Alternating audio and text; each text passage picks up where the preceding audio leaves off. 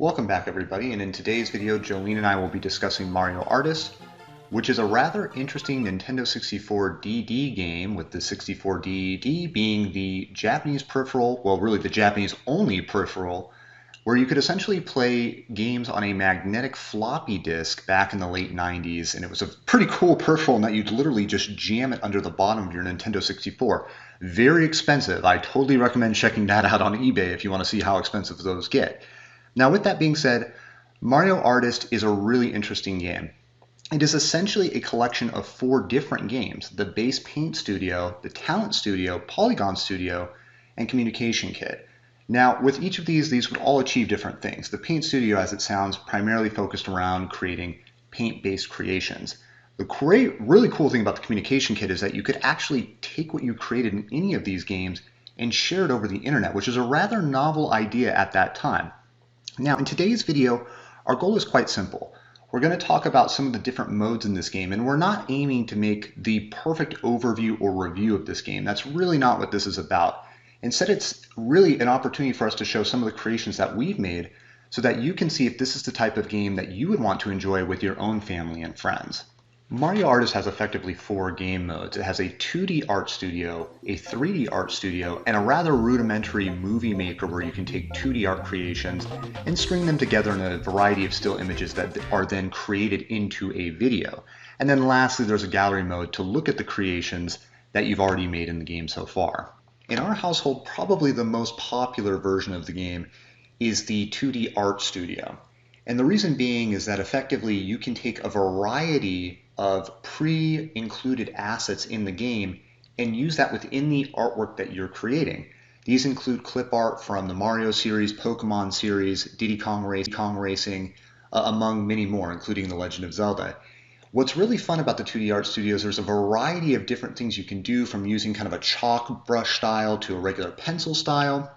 There's so many different preloaded backgrounds as well that you could effectively put Mario Kart in the middle of the street. You'll see one of those examples in this video where we effectively took a Mario Kart version of Mario and put him in the street, and then we had him chasing Boo. And so you can create all of these different mixes of franchises, all these different characters that you like, and put them into different settings that are really unique to your own imagination. And that's what makes Mario Artist such a fun game to play, because you can really take the creativity that you have inside and display it on screen for everybody to enjoy.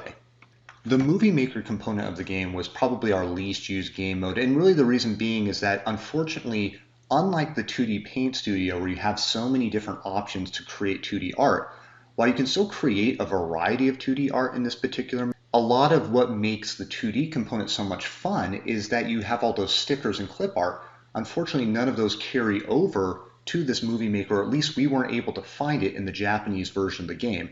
I will be remiss to say that there is a really good fan-made translation on the internet if you're looking for an English version of the game. But with that being said, that is the major reason to me why the Movie Maker component is probably slightly less kid-friendly. You can make some pretty simple movies, and you'll see the example that we have here on the screen. But by and large, the limited options comparative to the 2D Paint Studio component of the game make this particular mode maybe a little less exciting, especially for younger kids. Now, before we jump into the 3D art component of the game, I'm going to talk about the gameplay and some of the control issues that kind of plague it a little bit. While I think this is a very fun game, and my daughter's going to share her opinion on it shortly, I will say that it is rather clunky. We have to imagine that this was a game released back in the 90s, late 90s to be exact, and it was also played with a mouse peripheral that attached to the Nintendo 64 DD. So this is a game that you could emulate quite well on a computer. In our case, we were playing it via emulator, but with a controller, and it's rather tough to resize images, to really fill places in with the paint, or even pick the correct paintbrush size given that. So this is a game that I think, very rarely would I say this, but I do think it's a game where it's actually better played with a mouse than with a Nintendo 64 controller, given some of those limitations that the Nintendo 64 controller had back in that time frame. So in the last game mode, there was the 3D Project Creator, and effectively you take some preloaded assets and you can color them, you can resize them, do a variety of different things to make them look really cool. Isn't that right, Jolene? Yeah. So what did you create in the game? I made a dinosaur. You made a dinosaur, and you can see on the screen he's a rainbow-colored dinosaur, right? Yeah. And what's really cool is, as you can watch in the video, this rainbow-colored dinosaur was what Jolene ultimately colored on the dinosaur. You can color piece by piece of the dinosaur, his leg, his neck, his head, whatever you want to color, and then it carries over into this pre-made video that was already included in the game. So really cool feature, isn't it? Yeah. There's Squirtle now. Yeah, now there's Squirtle. So that's the really cool thing about this game, is that I would say that for kids and for families, it's a really interesting game because, as I said before, there were points where Jolene, you would say to me, hey Dad, come over here and look at this really fast. Or isn't this really cool? Or I'm having a lot of fun. So isn't this game a lot of fun for you? Yeah. Would you keep playing it?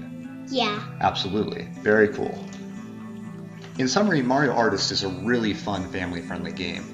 Jolene wanted me to share that she had a blast creating different Pokemon art. She wanted to just continue to create more and more things so that I share them in the video. In fact, everything that's in this video is artwork that she created. And so you can see for a younger child like her, she had a really fun time creating a variety of different content for people to enjoy and really for herself to enjoy, which is most important. So with that being said, I'm not big on giving a game ratings, but if I was to give a game a rating like this, what I would say is that Mario Artist, as just a pure game, it's probably a 7 out of 10. But if you're somebody who's looking for family-friendly content, or you're looking for a game that you can play with your child and really spend quite a few hours playing it, this would be a great game for that. And so from a family-friendly perspective, I would certainly say that this game is probably somewhere between an 8 or a 9 out of 10. Before we end the video, Jolene and I just wanted to thank you for watching us talk about Mario Artist today. And what do you have to say to the viewers, Jolene? Bye. Thank you for watching. Thank you for watching. Bye, everybody.